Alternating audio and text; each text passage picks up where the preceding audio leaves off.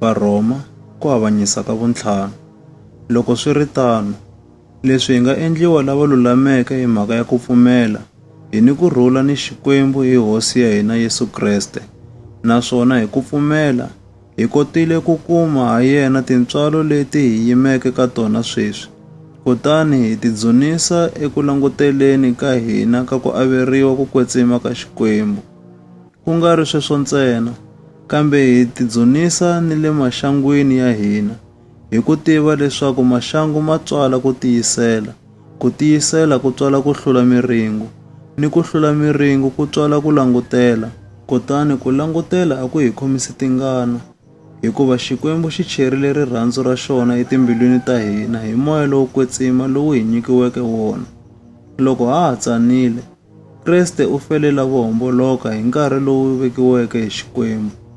Swi nga nonoha eka munhu ku fela munhu un'wana la lulameke, kumbexana un'wana a ta kanya mbilu a fela munhu lonene. Kambe Xikwembu xi kombisa erivaleni rirhandzu ra xona eka hina, hi leswi Kreste a nga hi fela loko ha ha ri vadyohi. Loko swi ri tano, leswi hi nga endliwa lava lulameke sweswi hi mhaka ya rifu ra yena, ngopfungopfu hi ta ponisiwa ha yena evukarhini bya Xikwembu. Loko ha ha ri valala eka Xikwembu, hi endliwile lava vuyelelaneke na xona hi ku fa ka n'wana wa xona, kutani leswi hi nga vuyelelana na xona, ngopfungopfu hi ta ponisiwa hi mhaka ya ku hanya ka Kreste. Ku nga ri sweswo ntsena, kambe ha tidzunisa eka Xikwembu ha Hosi ya hina Yesu Kreste, loyi sweswi hi amukeleke ku vuyelelana loku ha yena.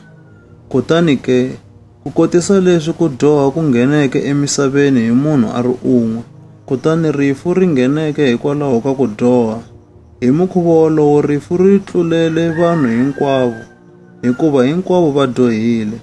Ku dyoha a ku ri kona emisaveni loko ku fika nawu, hambileswi ku dyoha ku nga vuriwiki leswaku i ku dyoha loko ku nga si va ni nawu. Hambiswiritano, rifu ri vile kona kusukela eka Adamu ku ya fika eka Muxe. Ri fumile ni lava nga dyohangiki hi ku tlula swileriso swa Xikwembu ku kota Adamu. Kutani Adamu a fanisa un'wana loyi a ha ri endleleni. Kambe ntirho wa tintswalo lowu tirhiweke hi Xikwembu a wu ringanisiwi ni nandzu lowu nga endliwa hi Adamu. Hikuva loko nandzu wa munhu un'we ntsena wu dlayisile vanhu lavo tala, tintswalo ta Xikwembu ni nyiko ya tintswalo leyi teke hi munhu un'we ntsena a nga Yesu Kreste swi tlurisile ngopfungopfu hi ku andzela vanhu lavo tala. Ku ni ku hambana exikarhi ka nyiko ya Xikwembu ni leswi vangiweke hi ku dyoha ka munhu un'we loyi, hikuva ku avanyisiwa loku endliweke hikwalaho ka nandzu wun'we ku tisile ku biwa, kasi ntirho wa tintswalo lowu endliweke ni loko milandzu yi ri leyo tala wu tisile ku ntshunxiwa. Rifu ri fumile hi mhaka ya nandzu wa munhu un'we ntsena. Hi mukhuva wolowo, lava va amukelaka ndzalo ya tintswalo ni ya nkateko wa ku endliwa lava lulameke va ta tlurisa ngopfungopfu hi ku fuma evuton'wini hi mhaka ya munhu un'we a nga Yesu Kreste.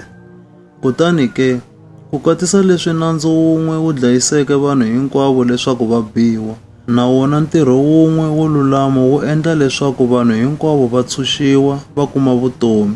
Naswona, ku kotisa leswi lavo tala va hundzuriweke vadyohi hikwalaho ka munhu un'we la nga yingisangiki.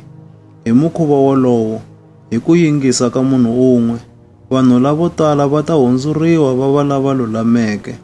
Nawu wu nghenile leswaku milandzu yi andza, kambe laha ku dyoha ku andzeke kona, ndzalo ya tintswalo yi vile kona hi ku tlurisa.